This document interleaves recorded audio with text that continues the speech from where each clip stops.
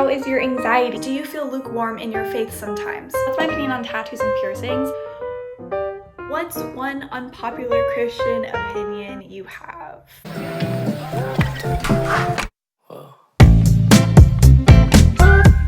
Hi everybody! So this is the first video that I'm going to be posting on my YouTube channel. For those of you who don't know me, I go by the name calthechristiangal on Instagram and TikTok, and now I'm on YouTube, so I'm super excited to start posting. I've always loved just vlogging and taking videos for fun and editing videos. This is my first time posting publicly on a YouTube channel.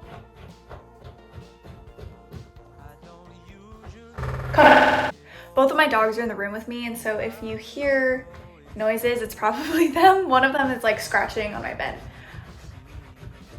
Anyways, this is my first video and it's a Q&A. I posted this story a few days ago. I asked you guys just to send me any questions that you might want me to answer in this video.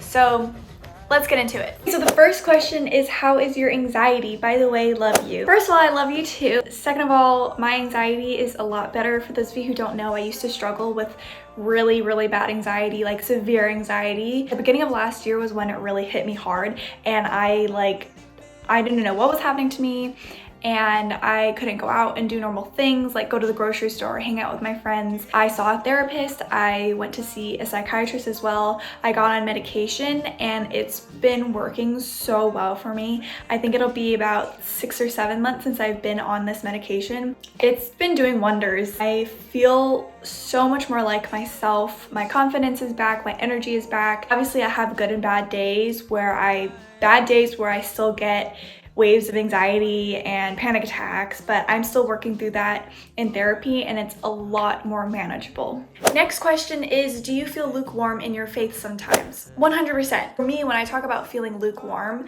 it's not so much questioning or doubting God, but it's more of just not feeling his presence and not initiating time with him. I tend to, and I think everybody does in some sort of way, but I tend to prioritize other things in my life, like friends, family, work, school, over spending time with God.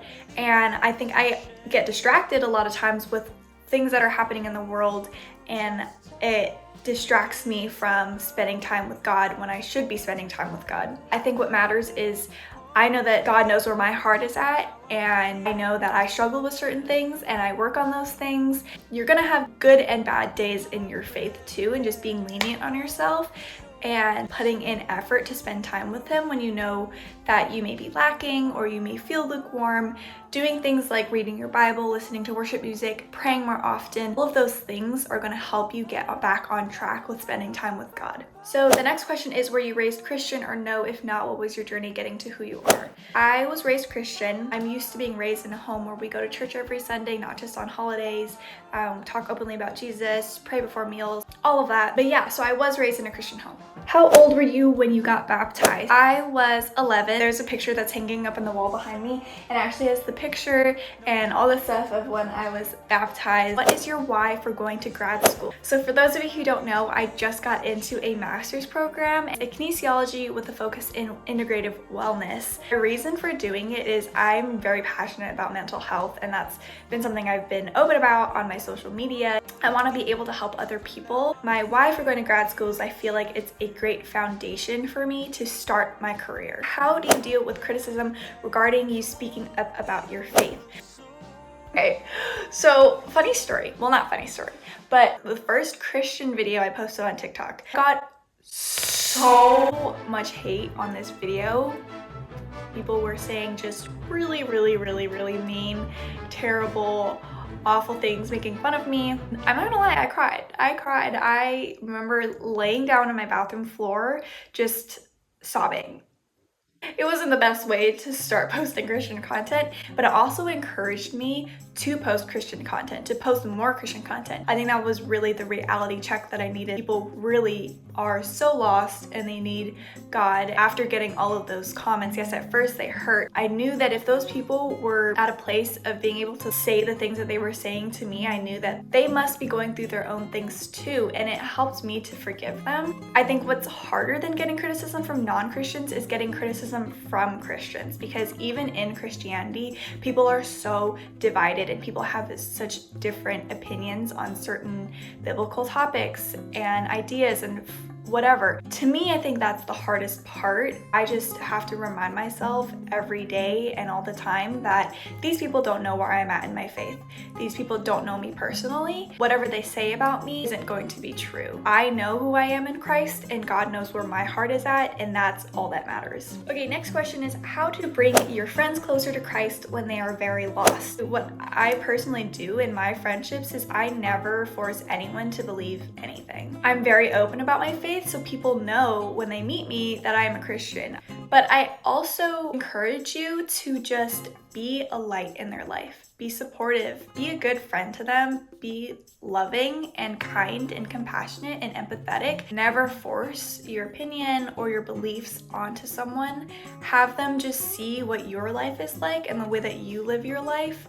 And in that way, you're already making such a huge impact in their life. If an opportunity comes along where you can invite them to church or a Bible study, do so. Okay, what should you look for in a godly relationship? How do you stay content when you're single? There are other things that are important in any relationship, and that's communication, making sure that you're able to trust each other, you share the same morals and values, you enjoy spending time together, you're able to be independent from each other, so you're not codependent on each other, and you have your own separate lives and people that you can spend time with, and you're not just together all the time. One of the things that makes a great godly relationship is just that both of you are equally yoked. You're both in the same place in your faith. You want to be able to grow together spiritually. Like, if you're not drawing each other closer to God in your relationship, that is not a godly relationship. And then how do you stay content when you're single? You have to first be okay with being by yourself and spending time by yourself and not being too dependent on other people. Being able to just depend on yourself and being able to be independent is important in any relationship that you have, even if it's with friendships and anything. But what helped me when I was feeling down and I was single was just thinking about how cool it would be to just be like an independent boss woman. And honestly, it helped me like to gain confidence in myself and gain confidence in just being by myself. You should be able to just be complete alone in yourself and in your relationship with God. And then speaking of relationships, this question is asking how long I have been dating my boyfriend. We have been dating for almost 3 years. It'll be 3 years in March. And yeah, that's my opinion on tattoos and piercings. The Leviticus verse that a lot of people draw from is not black and white. Like, there's context to it. My sister, my mom, they have tattoos and piercings. I have piercings. I don't have any tattoos yet, but I may want to get one in the future. Tips for growing closer to God as a student and really busy. One of my goals for this year is to spend at least 10 minutes a day with God, whether that's listening to worship music, in the car, praying, reading my Bible, journaling, whatever it may be, whatever makes you feel closest to God, doing 10 minutes of that a day. And I know 10 minutes doesn't seem like a lot, but it's 10 minutes of straight spending time with God, no distractions, and obviously you can modify it depending how busy you are during that day that you're doing it. But I like to set just a guideline of 10 minutes because I feel like that's super reasonable.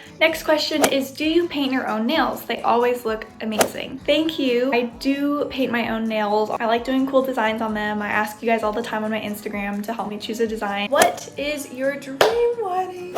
I love the look of fall weddings, and I love rustic orange because my favorite color is orange and I somehow want to incorporate it into my color scheme. So I was thinking like rustic orange, blush, and sage as like the colors, having like the theme be more rustic but to like fit in with the fall vibes. But then I love also modern because the dresses that I'm looking at are just for fun. I'm not actually looking for dresses, but the dresses I look at for fun are a little bit more classy and chic and more modern and simple.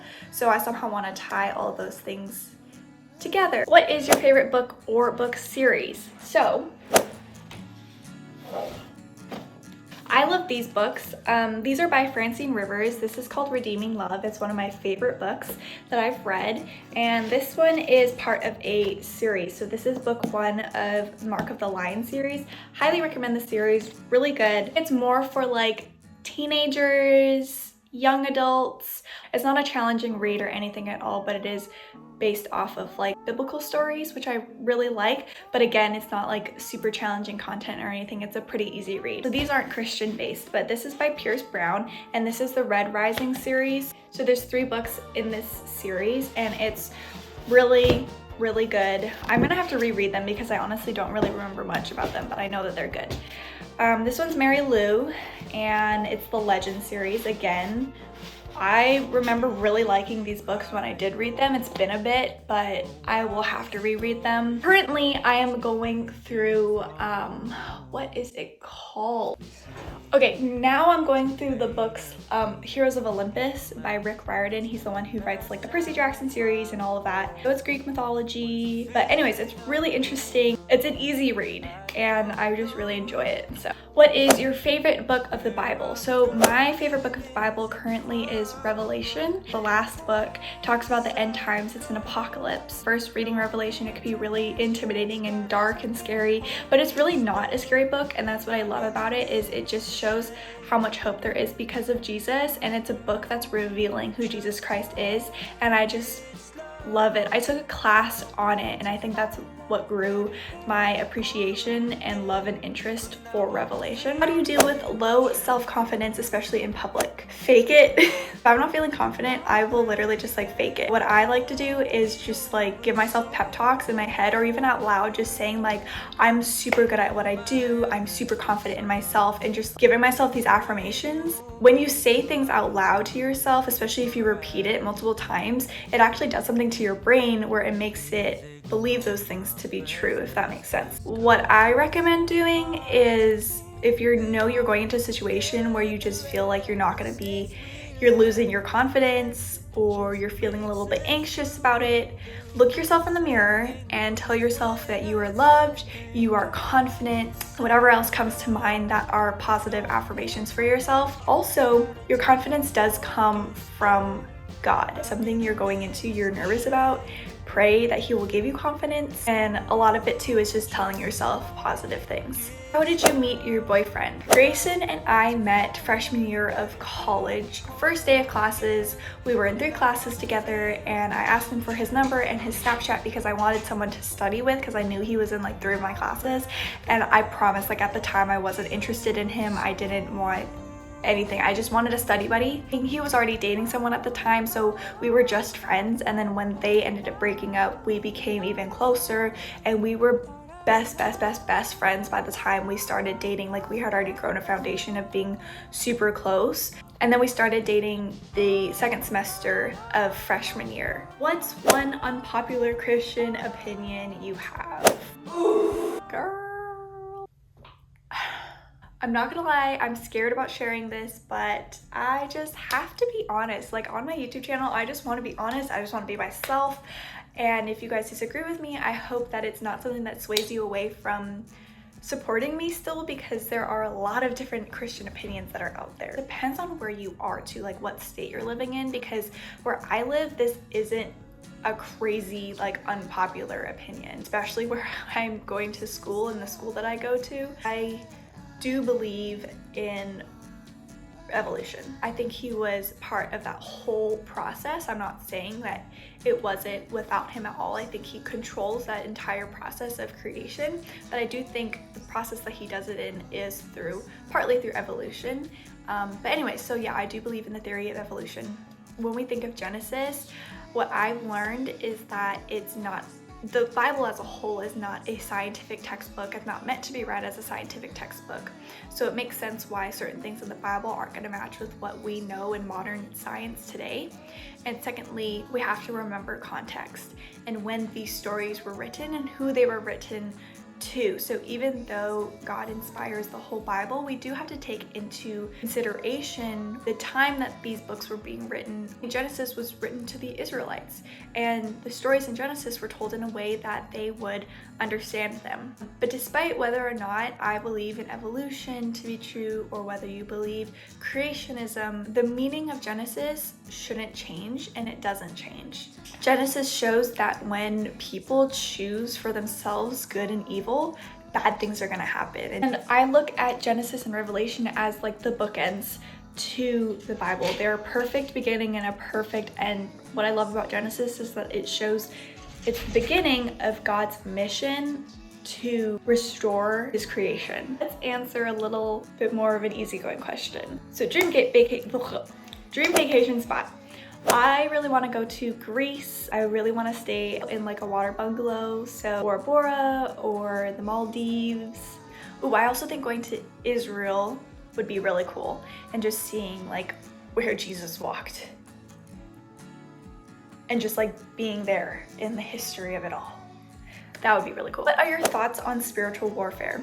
The devil, evil spirits, whatever, are way like down. God is way up here. I think a lot of times people talk as if they are equal and they're equal forces that are fighting for us. God is just so much more powerful. He could easily, with like the snap of his finger, destroy them without any effort. Anyways, God wins. How many kids do you want, if any at all? I want, ooh, hi puppy. At most 2. Grace and I have definitely talked about this, and we both want at most 2 children, and I'm like even okay with just having 1. And I have 2 older sisters, so I'm kind of used to having a little bit more of like a smaller family. And then Grayson is an only child, so we're both used to having smaller families, and I think we'd both be happy with just having like 1 or 2 kids. 2 little furry friends want to say hi. This is Kaya. Kona's down there. I don't know if you can see her. Maybe you'll see, like, you could kind of see her head popping up once in a while. How connected you are to your Japanese roots. Love your content. Thank you so much. I'm not very connected, to be honest. Like, we still have some traditions. I don't speak Japanese. My parents don't speak Japanese. I think I'm like 5th or 6th generation. So I'm very much Americanized. Favorite BTS song? Okay. I really like their Japanese songs. I love Fake Love is always going to be a favorite of mine. I really like Black Swan, Airplane Part 2, Idol, Mic Drop, Boy with Love, all the like old songs like Danger and like Dope, because those are so, what's the word? What's the word that I'm thinking of? What's the word? Nostalgic is the word that I'm thinking of, because they're so nostalgic. I also love like Spring Day. I don't know, guys, there's so many songs that I love of theirs, and I couldn't possibly choose, but I could tell you who my favorite member is. My bias is Jungkook. Okay, and those are all the questions that I'm going to answer. Thank you so much to everyone who asked. I hope that you're able to get to know me a little bit better. This video was really fun to film, and I'm really excited to start posting more and filming more. And obviously I'm still getting used to recording and editing and all of that, so bear with me. Anyways, thank you so much for watching. I hope you enjoyed this video, and I will see you guys later. Definitely like and subscribe. And yeah, comment. Okay, bye.